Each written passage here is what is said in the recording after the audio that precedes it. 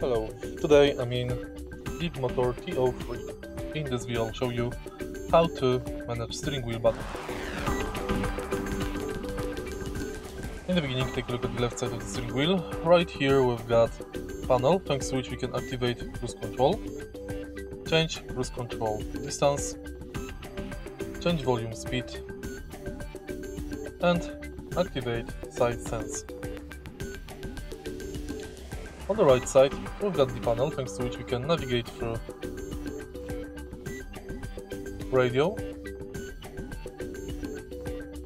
We can answer phone calls, enter menu, go back, and we can use voice assistant.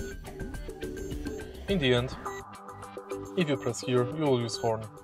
If you find this video helpful, please leave like, comment and subscribe.